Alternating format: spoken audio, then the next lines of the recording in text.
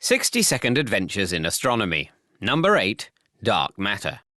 What's the matter with dark matter? Fritz Zwicky was a Swiss astronomer who could probably get you 81 points on a triple word score in Scrabble. In the 1930s, he noticed that galaxies within clusters were zooming around far quicker than their mass would logically dictate. So he figured that there must be some extra mass in there, some sort of dark, invisible matter slurping around the universe. He imaginatively called this dark matter. But the problem is trying to prove it, because unlike other dark things, you can see right through this stuff, and this gave Zwicky another idea. According to Einstein's theory of general relativity, the more mass something has, the more it magnifies and distorts objects that you can see through it. So by studying the distortion of distant galaxies, we can calculate that there must be some extra mass between us and them. But because we can't see it, touch it, or weigh it, it's not surprising that we can't figure out exactly what it is. And that's what the matter with dark matter is. It makes up most of the mass in the universe, but when it comes to knowing the details, we're still in the dark.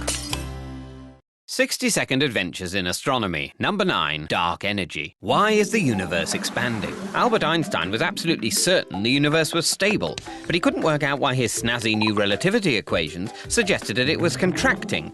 So Einstein figured space must have an inbuilt tendency to fling itself apart, which would balance out the pull from gravity. This flinging outness got called the cosmological constant and meant the universe could be kept static, which was great, until it was proved by Edwin Hubble that the universe is in fact expanding, and that cosmological constant became what Einstein described as the biggest blunder of my career. Then, in 1998, scientists discovered that the universe was not only expanding, but that expansion was actually getting faster. So either space does have a tendency to fling itself apart, or there must be some other hidden weird stuff in the universe causing it, referred to as dark energy. Astronomers are looking for it right now by measuring tiny kinks in space. And in its simplest form, this dark energy is pretty much a cosmological constant. So Einstein was right all along, apart from the time he said he'd blundered. The big thicko. 60-second adventures in astronomy. Number 10. Special relativity. Does time fly when you're having fun? In 1905, Albert Einstein introduced the theory of special relativity, which said that if the speed of light is constant, then people must experience time differently. Which may sound impossible, but Richard Feynman later showed that you can prove it with just lights and mirrors. If you set up two mirrors, one of which had a flash bulb and a detector on it, you could build a clock which ticked every time the flash was reflected back to its original source. It would keep time perfectly, though it would make a slightly annoying alarm clock. But if you make this clock go past you very quickly, the light has further to travel, and since light always travels at the same speed, the moving clock runs slower than when it was at rest. So though time might not fly when you're having fun, a moving clock does tick more slowly than the observer's stationary clock. Which may have changed the way we see the universe, but doesn't always make for a good excuse. 60-second adventures in astronomy. Number 11. The Large Hadron Collider.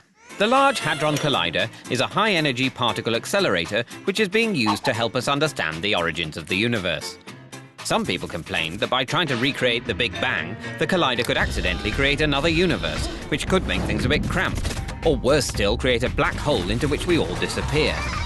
But luckily the collider isn't trying to recreate the Big Bang itself, just what happened shortly afterwards, by staging collisions that are continually produced all over the universe quite naturally. Some of these collisions have amazingly confirmed the presence of the mysterious Higgs boson particle. So is it safe? Well, if you stuck your head in it, the needle-thin beam would easily kill any living tissue it passed through. And in 1978, Russian scientist Anatoly Bugorsky accidentally got shot through the head by a proton beam, and even though he luckily survived, it wasn't good for him. So it's probably best not to stick your head into a hadron collider of any size, because at the very least you'd have to live with the fact that you'll forever be known as that guy who stuck his head in the Large Hadron Collider. 60-second adventures in astronomy. Number 12. Black holes. DIY tip 34. How do you make yourself a black hole? A black hole occurs when something has so much mass in such a small space that nothing can escape its gravitational pull, not even light. In 1931, Subramanian Chandrasekhar calculated that if a star is big enough, when its fuel runs out, there is nothing to stop gravity from making its core collapse to create a black hole. Unfortunately for Chandrasekhar, his contemporaries, like Sir Arthur Eddington, just didn't believe him, but it turns out he was right, and in 1983 he eventually won a Nobel Prize for it. So if a star is big enough to begin with, when it collapses it becomes so dense that its gravitational pull won't let objects or light escape. In fact, you'd make a black hole if you crushed any object until it was small and dense enough. But you don't always have to crush something to make a black hole. The bigger one is, the less dense it needs to be. So you could make one out of tap water, though the required amount will fill the space between the Sun and Jupiter, and sadly there's not enough water in the galaxy for that. So for you DIY enthusiasts, you'll probably have to order it in specially. 60-second adventures in astronomy, number 13, taking a galactic census. How do you take a census in space? Keeping track of millions of stars is quite a tricky job, especially as they are constantly moving.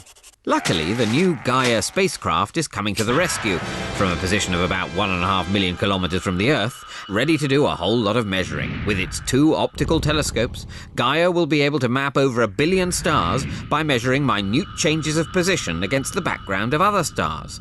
This is known as parallax. And as well as measuring how old and bright they are, by measuring their Doppler shifts, it can tell us whether those stars are moving towards us or away from us. And if that's not impressive enough, by measuring the bending of starlight by the sun's gravitational field, it will be able to test Einstein's theory of general relativity.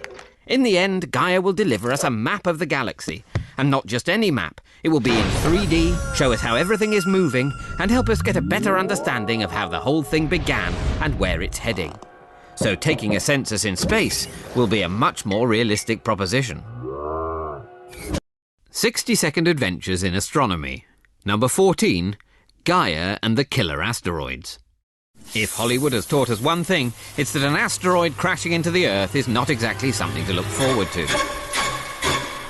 The asteroids most likely to attack us are the Aten and Apollo asteroids, the ones with an orbit closest to our own.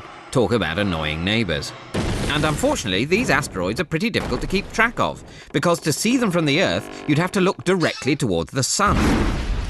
Fortunately, the Gaia spacecraft is going to be positioned 1.5 million kilometres beyond the Earth at a point where gravity will keep it in a fixed orbit. This is the second Lagrangian point, or L2 to its friends.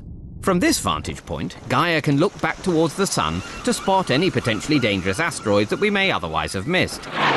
Like a lookout in The Crow's Nest, or Kevin Costner in The Bodyguard. But while it's obviously good to know if a killer asteroid is indeed on the way, the next challenge will be what we're going to do about it if Gaia spots one.